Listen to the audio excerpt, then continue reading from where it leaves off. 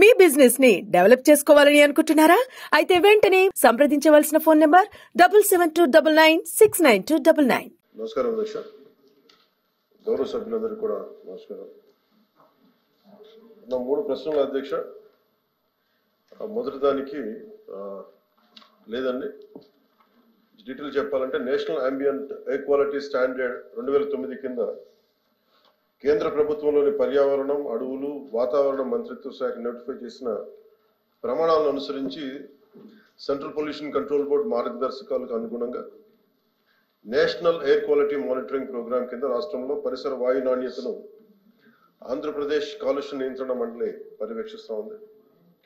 2024 జనవరి నుండి సెప్టెంబర్ 24లో విశాఖపట్నం యొక్క గాలి నాణ్యత క్యూబిక్ మీటర్కు సగటున 86 మైక్రోగ్రాముల సాంద్రతను చూపిస్తూ ఉంది.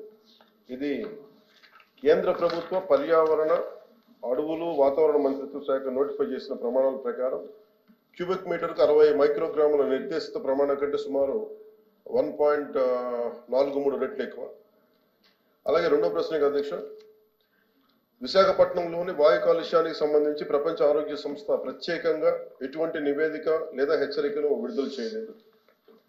2024 సంవత్సరంలో జనవరి సెప్టెంబర్ 24 మధ్యలో ఆంధ్రప్రదేశ్ పొల్యూషన్ కంట్రోల్ బోర్డు పర్యవేక్షించిన విశాఖపట్నం నగరం యొక్క consolidated air quality data particulate matter యొక్క వార్షిక సగటు సాంద్రత 86 మైక్రోగ్రామ్ పర్ క్యూబిక్ మీటర్గా వర్ణిస్తుంది.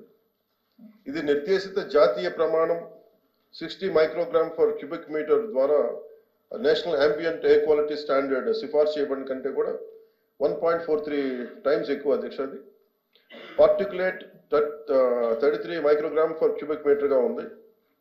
ఇది నిర్దేశిత ప్రమాణం 40 మైక్రోగ్రామ్ పర్ క్యూబిక్ మీటర్ లోపు ఉంది.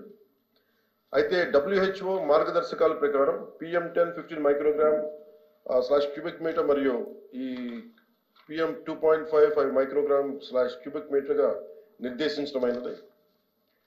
అలాగే ఆంధ్రప్రదేశ్ పొల్యూషన్ కంట్రోల్ బోర్డు నిరంతరం గాలి నాణ్యతను పర్యవేక్షిస్తూ ఉంది. మరి 2019 నుంచి నేషనల్ క్లీన్ ఎయిర్ ప్రోగ్రాం కింద ఆమోదించిన కార్యాచరణ ప్రణాళికల ప్రకారం గాలి నాణ్యతను మెరుగుపరిచేందుకు భాగస్వామ్య శాఖల ద్వారా చర్యలు తీసుకుంటా ఉంది. ఈ మూడో ప్రశ్నకి అధ్యక్ష, మన మానవాభివృద్ధి ప్రపంచవ్యాప్తంగా పారిశ్రామిక వృద్ధితో ముడిపడి ఉంది. ప్రపంచ ఆర్థిక వ్యవస్థలో భాగమైన భారత్ కూడా ఇందుకు మినహాయింపు ఏం లేదు. పెరుగుతున్న జనాభా అవసరాలను తీర్చడానికి GDP వృద్ధి, ఉపాధి చాలా అవసరం. భారీ వనరులైన శిలాజ ఇంధనాలు వినియోగం, మైనింగ్ కార్యకలాపాలు, పట్టణీకరణ, వాహనాల సముదాయ పెరుగుదల కాలుష్యానికి ప్రధాన కారణాలు. అందువల్ల కాలుష్యం అనేది ఏ సమాజ అభివృద్ధికైనా అనివార్య పరిణామం. అందువల్ల అభివృద్ధి, ఉపాధికి అవసరమైన పారిశ్రామిక వృద్ధి, ఉపాధి విషయంలో రాజీ పడకుండా కాలుష్య సవాళ్ళను ఎదుర్కోవాలి.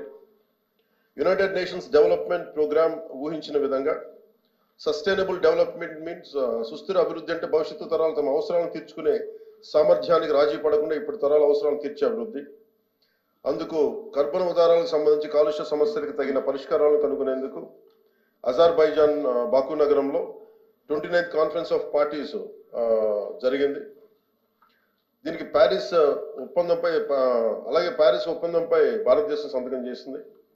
అందువల్ల 2070 నాటికి కర్బన ఉద్గారాలను తగ్గించడం, రెడ్యూస్, రీయూజ్, రీసైకిల్, రీకవర్ తగ్గించడం, పునర్వినియోగం, రీసైకిల్ మరియు రికవరీ సూత్రాలను అవలంబించడం ద్వారా వనరుల వినియోగాన్ని గరిష్టంగా పెంచడానికి సర్క్యులర్ ఎకానమీని గౌరవ ప్రధానమంత్రి నరేంద్ర మోదీ గారు సమర్థిస్తున్నారు. అలాగే ఆంధ్రప్రదేశ్ విషయానికి వస్తే అనేక విధాలుగా దెబ్బతిన్న ఈ విభజిత ఆంధ్రప్రదేశ్ రాష్ట్రంలో నెలకొన్న ప్రత్యేక పరిస్థితుల దృష్ట్యా పారిశ్రామిక వృద్ధిని ప్రోత్సహించడానికి ప్రభుత్వం ఉవ్విళ్ళూరుతోంది. వేగవంతమైన ఆర్థిక వృద్ధి, యువతకి ఉపాధి కోసం, పారిశ్రామికీకరణ కోసం భారీ పెట్టుబడులను ఆకర్షించడంపై ఆంధ్రప్రదేశ్ ప్రభుత్వం దృష్టి సారించింది. రాష్ట్రంలో పారిశ్రామిక అభివృద్ధికి భరోసా ఇస్తూనే పర్యావరణ క్షీణత ప్రభావాన్ని తగ్గించడానికి ఆంధ్రప్రదేశ్ ప్రభుత్వం కట్టుబడి ఉంది. విశాఖ నగరంలో కాలుష్య సమస్యను ప్రభుత్వం గుర్తించింది. మరి కాలుష్య సమస్యను పరిష్కరించడానికి ప్రభుత్వం అధిక శ్రద్ధ చూపిస్తుంది.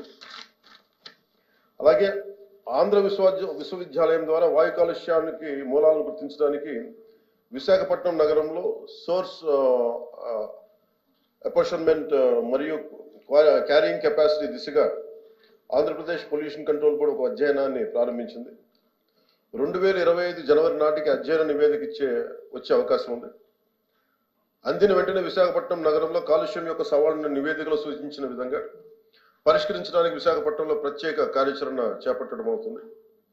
కొత్త హరిత సాంకేతిక పరిజ్ఞానాన్ని అందిపుచ్చుకోవడం కోసం మనం అవలంబించాలనుకుంటున్న ప్రధాన చర్య ఏపీ ప్రభుత్వం తాజా నిర్ణయంలో గ్రీన్ ఎనర్జీని ప్రోత్సహించడంపై దృష్టి సారించిన విషయం తెలిసిందే. అటువంటి వాటిలో ఒకటి కంప్రెస్డ్ బయోగ్యాస్. ఇది ఉష్ణ శక్తి కోసం బొగ్గు వాడకాన్ని తగ్గించడంలో సహాయపడుతుంది. ఇలాంటి నూతన సాంకేతిక పరిజ్ఞానం కాలుష్యం ద్వారా చాలా తగ్గించడంలో సహాయపడుతుంది. తద్వారా నూతన సాంకేతిక పరిజ్ఞానాన్ని అందిపుచ్చుకోవడం వల్ల పర్యావరణంపై ప్రభుత్వం ప్రభావం పడుతుంది.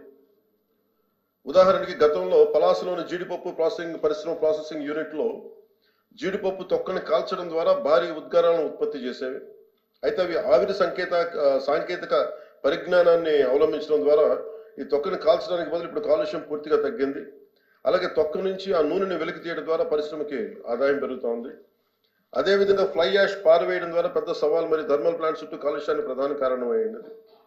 సిమెంట్ తయారీపై యాష్ ఫ్లైను ఉపయోగించే సాంకేతిక పరిజ్ఞానాన్ని అభివృద్ధి చేసిన తర్వాత ఫ్లై యాష్ సిమెంట్ పరిశ్రమ నుండి చాలా డిమాండ్ ఉంది. థర్మల్ ప్లాంట్లపై కూడా ఫ్లై యాష్ సిమెంట్ ప్లాంట్స్కి విక్రయించి దాన్ని సర్క్యులర్ ఎకానమీలో భాగస్వామ్యం చేసుకుంది. వేరు చేసిన ప్లాస్టిక్ వ్యర్థాలను సిమెంట్ ప్లాంట్లో బొగ్గుకు ప్రత్యామ్నాయ ఇంధనంగా ఉపయోగిస్తూ ఉన్నారు. తద్వారా కాలుష్యానికి కారణమయ్యే బొగ్గు వాడకాన్ని తగ్గిస్తూ ఉన్నారు. పట్టణ ఘన వ్యర్థాలను దహనం చేయడం ద్వారా విద్యుత్తును ఉత్పత్తి చేయడానికి వేస్ట్ టు ఎనర్జీ ప్లాంట్స్ ఏర్పాటు చేయడం ద్వారా ప్రభుత్వం వ్యర్థాలను సంపదగా మారుస్తుంది. ప్రస్తుతం విశాఖపట్నం, గుంటూరు వాటి చుట్టుపక్కల మున్సిపాలిటీల్లో ఘన వ్యర్థాలను ఉపయోగించుకొని విద్యుత్ తయారు చేయడం జరుగుతోంది. ఈ ప్రాజెక్టులను ఇతర ప్రాంతాలకు విస్తరించే ప్రతిపాదన కూడా ఉంది. రాబోయే రోజుల్లో council of scientific and industrial research పరిశ్రమలు, విద్యారంగం వంటి పరిశోధన సంస్థలను అనుసంధానం చేయడం ద్వారా ఇలాంటి కొత్త సాంకేతిక పరిజ్ఞానాన్ని రాష్ట్రంలో గుర్తించి అవలంబిస్తాం. అలాగే విశాఖ నగరం యొక్క నిర్దిష్ట సమస్యలను పరిష్కరించడానికి మేము ఈ కింద చర్యలు తీసుకోబోతున్నాం అధ్యక్ష. ఒకటి, రోడ్డు దుమ్ము, వాహన ఉద్గారాలు, నిర్మాణ ధూళి, విశాఖ పోర్ట్ అథారిటీ మరియు ఇతర పరిశ్రమల నుండి వెలువడే ఉద్గారాలు మరియు బయోమాస్ను బహిరంగంగా కాల్చడం ద్వారా మొదలైన వాటి వలన విశాఖపట్నం నగరంలో కాలుష్యం ఏర్పడుతూ ఉంది. కాలుష్యానికి దోహదపడే ప్రధాన కారకాలు నిరోధించడానికి రాష్ట్ర స్థాయి మరియు జిల్లా స్థాయి కమిటీల ద్వారా నేషనల్ క్లీన్ ఎయిర్ ప్రోగ్రాం కింద సిపిసిబి ఆమోదించిన కార్యాచరణ ప్రణాళికను అమలు చేయడానికి పరిశ్రమలు, పురపాలక మరియు పట్టణాభివృద్ధి, రవాణా, వ్యవసాయం మరియు పర్యావరణం, అడవులు, సైన్స్ అండ్ టెక్నాలజీ వంటి భాగస్వామ్య విభాగాలతోటి సమన్వయం చేసుకోవడం అవుతుంది. అలాగే భాగస్వాములు, స్వచ్ఛంద సంస్థలు, విద్యావేత్తలు, పర్యావరణ కార్యకర్తలు మరియు శాస్త్రవేత్తలతో సంప్రదింపులు జరిపి కమ్యూనిటీ సహాయంతో స్థానిక పరిష్కారాన్ని కనుగొంటాం. అలాగే పైన చెప్పిన విధంగా హరిత సాంకేతిక పరిజ్ఞానాన్ని అందిపుచ్చుకోవడం, జీవీఎంసీకి తగిన వనరులు సమకూర్చడం ద్వారా నేషనల్ క్లీన్ ఎయిర్ ప్రోగ్రామ్ సకాలంలో అమలు చేస్తాం. అత్యాధునిక ఉద్గార నియంత్రణ పరికరాలు మరియు ప్రక్రియలను ప్రవేశపెట్టడం ద్వారా ఉద్గార ప్రమాణాలను కఠినంగా అమలు చేయడం జరుగుతుంది. Council of scientific and industrial research, ఇతర పరిశోధన సంస్థల యొక్క కొత్త సాంకేతిక పరిజ్ఞానాన్ని అందిపుచ్చుకోవడం ద్వారా కాలుష్యాన్ని నివారించే ప్రయత్నాలు మరింత బలంగా తీసుకెళ్తాం. రాష్ట్రంలో ఇప్పటికే నిషేధించిన సింగిల్ యూజ్ ప్లాస్టిక్స్ స్థానంలో బయోడిగ్రేడబుల్ మెటీరియల్స్ను వాడతాం. కాలుష్యాన్ని తగ్గించే కార్యకలాపాల్లో సిఎస్ఆర్ నిధులను ఉపయోగించాలని పరిశ్రమలకు విజ్ఞప్తి చేసి వారి సహాయం తీసుకుని కాలుష్యం నివారిస్తాం. ఎన్జిఓలు, విద్యా సంస్థలు, పర్యావరణ కార్యకర్తల భాగస్వామ్యంతో విశాఖ నగరంలో ముఖ్యంగా పారిశ్రామిక ప్రాంతాల్లో పెద్ద ఎత్తున పచ్చదనం అభివృద్ధి చర్యలు తీసుకున్నాం. అభివృద్ధి చెందే ఆర్థిక వ్యవస్థలో ముఖ్యంగా ఆంధ్రప్రదేశ్లో కాలుష్యం యొక్క వాస్తవికతను మనం అంగీకరించాల్సి ఉంది. పైన చెప్పిన విధంగా విశాఖపట్నంలో ప్రత్యేక చర్యలు చేపట్టడం ద్వారా ముఖ్యంగా విశాఖపట్నంలో కాలుష్యాన్ని తగ్గించడానికి అవసరమైన అన్ని చర్యలను ప్రభుత్వం తీసుకుంటుంది. వాయు కాలుష్యాన్ని తగ్గించడానికి గ్రేటర్ విశాఖ మున్సిపల్ కార్పొరేషన్ 22 నుంచి 24 వరకు 19.15 కోట్లు ఖర్చు చేస్తుంది.